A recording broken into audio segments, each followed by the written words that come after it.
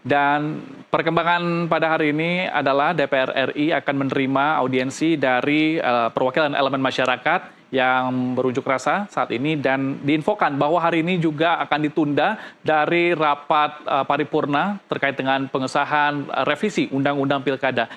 Untuk itu kami akan meminta tanggapan dari Holil Iqbal Holidin, ya, dari peneliti Perludem.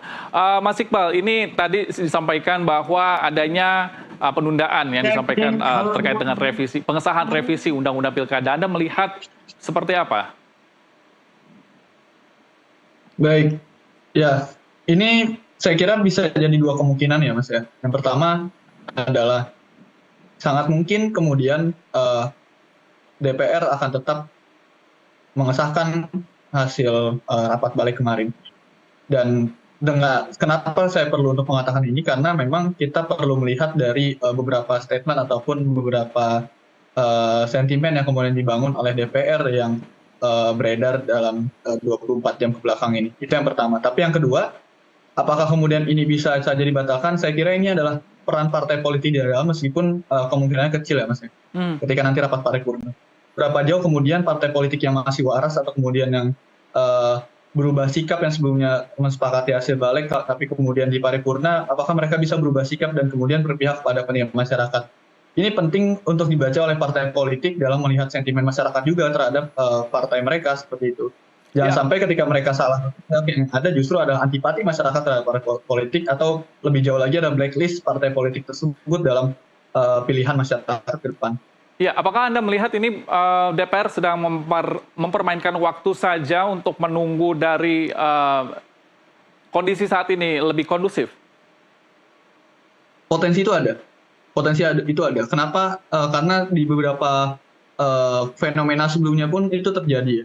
Ketika masyarakat sedang panas-panasnya, DPR akan menunggu waktu sampai masyarakat lebih tenang, kemudian baru mereka memutuskan suatu kebijakan ataupun suatu peraturan yang pada akhirnya tetap merugikan masyarakat. Ini yang perlu diwaspadai, dan ini juga kenapa saya kira kita jangan sampai hanya seperti api yang baru terbakar kemudian padam seperti itu, tapi harus tetap merawat api ini dan kemudian tetap mengarahkan fokus kita dan tidak beralih pada fokus yang lain. Ya, hal senada juga dilakukan anggota DPR RI pada hari ini yang akan melakukan audiensi kepada seluruh elemen masyarakat yang hadir di depan gedung DPR RI. Ini Anda melihatnya seperti apa?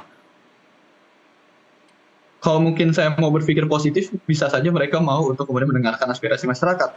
Tapi kalau misalnya saya melihat daripada gelagat dan kemudian tabiat yang selalu ditunjukkan oleh DPR, saya khawatir ini adalah bentuk upaya cipta kondisi untuk menenangkan saja aksi massa yang sedang marah, tapi kemudian nanti melakukan tindakan yang sebaliknya dengan apa yang mereka tunjukkan sekarang. Iya, diinformasikan bahwa saat ini guru besar dan juga aktivis demokrasi menuju gedung DPR. Dan kemungkinan ini juga akan adanya pertemuan kepada anggota dewan di sana. Ini Anda melihat apakah akan ada proses negosiasi ataupun jajak pendapat di antara mereka?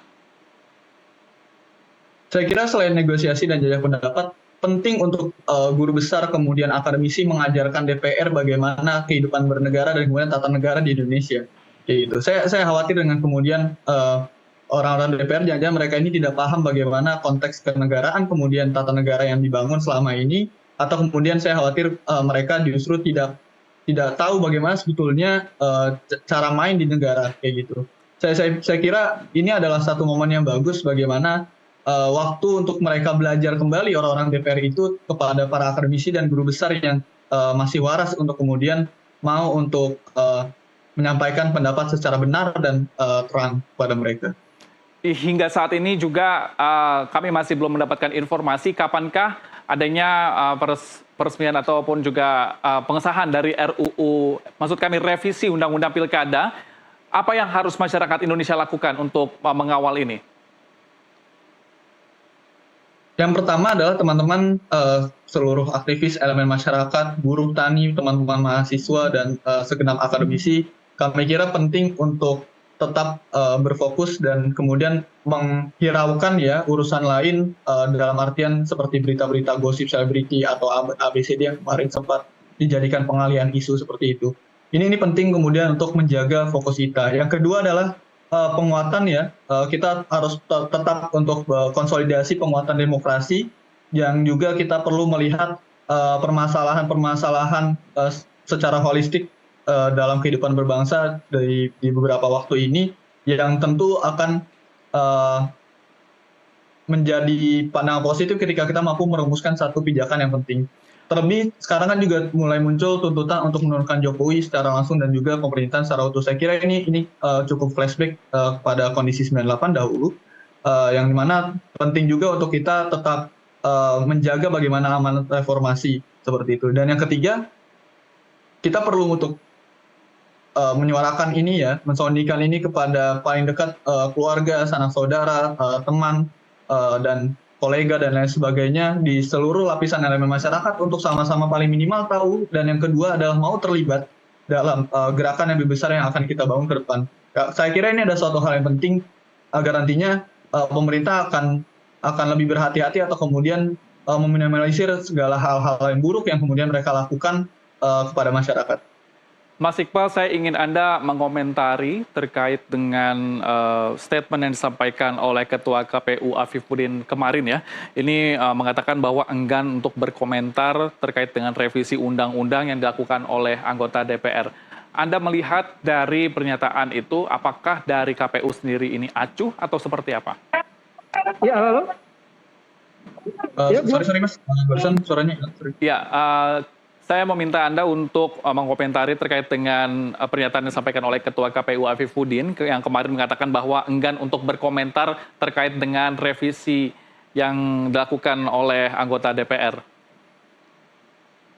Oke, saya kira yang pertama di sini KPU sedang dalam kondisi yang cukup bingung sebetulnya akan berpijak kemana ya Mas. Saya kira sehingga mereka belum mampu untuk menentukan statement. Terlebih di KPU daerah seperti khususnya sekarang saya di Banjarmasin, mereka sedang menggelar rapat pleno untuk kemudian menentukan sikap akan mengambil pijakan pada MK ataupun menunggu hasil DPR.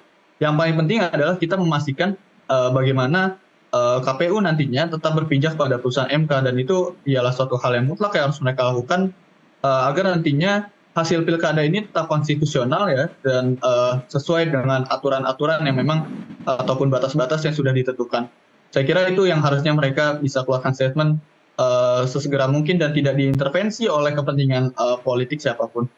Ya, kalau Anda melihat sendiri dari adanya revisi yang dilakukan oleh DPR, apakah itu tandanya akan bisa membatalkan putusan MK?